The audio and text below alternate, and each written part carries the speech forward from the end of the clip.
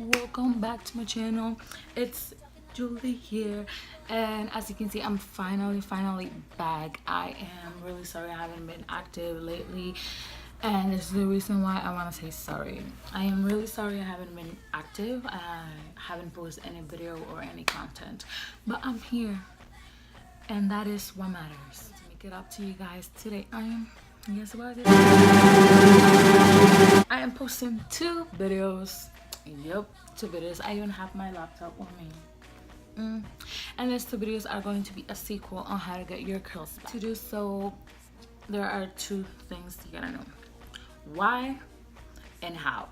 So this is the first video, and it's going to be about why your curls got lost. You ask yourself, wow, I had curls, why don't I have curls anymore? Girl, I'm going to tell you right now. So if you want to know, keep watching. There are two damage types I want to talk to you guys about because are the most common ones. And girl, I have done both of them: heat damage and chemical damage. Let's get into it. The first one is heat damage, and heat damage is kind of self-explanatory. It's when you apply heat to your hair and it gets damaged. Why does it happen? Why does heat damages your hair? Well, what happens is that the hair strands are kind of sensitive to heat. So what happens is when you apply direct heat to the hair, the strands of the hair open up, and it causes the protein, the water, the minerals, the oils slipping right out. So the hair becomes thinner, it becomes frizzy, it becomes damaged because of that, because it doesn't have proteins and water and everything that it needs to be healthy and strong and elastic and all that. That's why the hair sometimes after heat damage it becomes thinner. When you apply direct heat, like when you use the flat iron a lot, the hair gets burned, and that causes breakage, and breakage causes frizz, causes the hair getting thin. Something else that heat damage does is that it makes your hair feel confused. That sounds funny, but it's true. When the hair is disturbed so much, then it gets used to it. So like the curl pattern, let's say I'm trying to make this cute ass curl here be straight, so I keep straightening it down and down and down. Some will just lose its path, and like if it's like that and you are teaching it to stay down, it's going to be obedient, and after a couple of maybe months, maybe days, it's going to stay straight because it's what it has been thought. And so let me tell you something, my love, your hair is not straight. So what happens is that the hair coming out from your scalp is curly, and then the one that you have been using heat on, or the flat iron, or whatever you're using to make it straight, is flat, or sometimes it's wavy.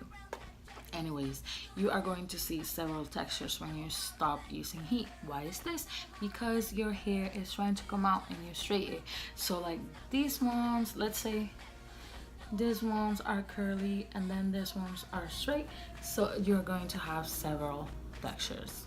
That's what basically heat damage does to your hair. That's what I had.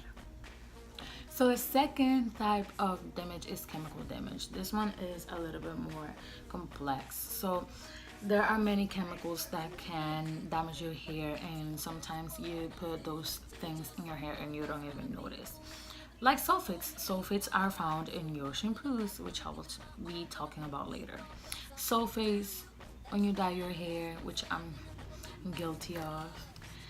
And also when you use perms. So perms are like a permanent strainer basically, and what happens with all of those things is that, for example, perms force your curl pattern to stay straight from the root. So like you will keep it hidden. Or when you dye your hair, what happens is that this is your hair, right?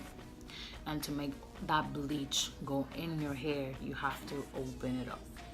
So what happens when you open those up, what happens is the proteins, the oils, the minerals, whatever you need to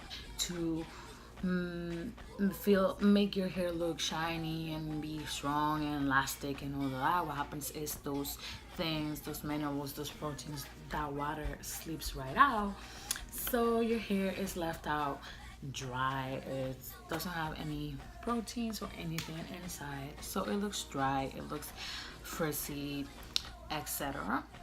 That's what happens.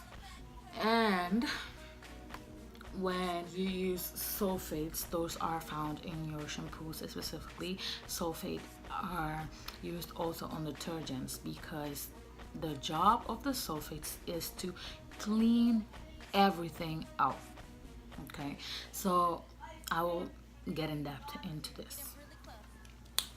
You gotta know what is the problem with those things. So the first thing is that your hair is very dry. Like, people with curly hair have the driest hair type. The kinkier the hair is, the more prone to damage, the more prone to dryness it is. Okay, so why is this? Well, your scalp produces oils, and those oils can come all the way down to moisturize your hair because it has many obstacles, all the curves we have, so they can't come down all the way here. So that's why they're dry, and we usually need oils from the outside. And then, since those oils are really difficult to come down, we usually apply more oils, as I said. And so when we use sulfates that are found like in shampoos that have sulfates, all those oils we have been trying to, keep, they get out, the sulfates wipe them out.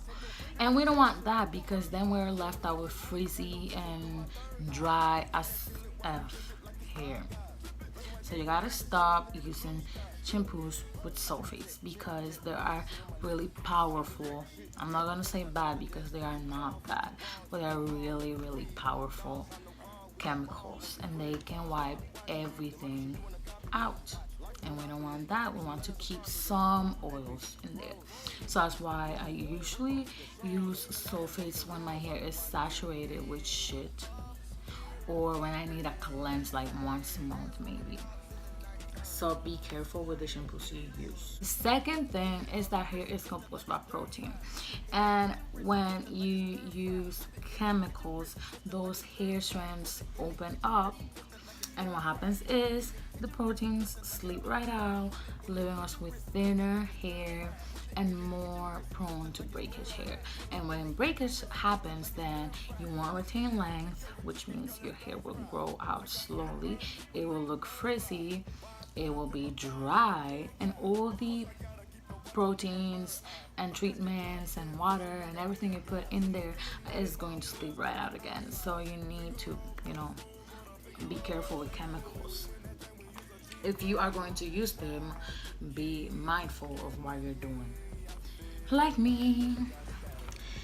And the third thing is what I said before, the curls get used to it. So when you apply heat and heat and heat and chemicals, and you try to eliminate those curls to be straight, what happens is that the curls get used to it, so they at the ends they're straight, but then the ones that are coming out from your head are curly, and then you will have several textures, etc, etc. So this was it for this video, guys. I hope you liked it. If you guys like this video, please give me thumbs up. If you have any question, any suggestion, please leave me a comment down below. I will answer. I will help you out. I got you. I really got you. And if you think the information was helpful, please share it around.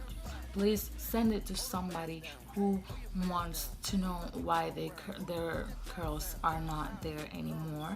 So maybe you can save a life. Save a life. And And yeah, that was it for today, guys. If you want to know more, because the second video is coming right up, then please subscribe to my channel, turn the bells so you can get a notification, and see you in the next video. Bye. In the kitchen, wrist twisted like it's stir fry. Whip it in the kitchen, wrist twisted like it's stir fry. Whip it in the kitchen, wrist twisted like it's stir fry.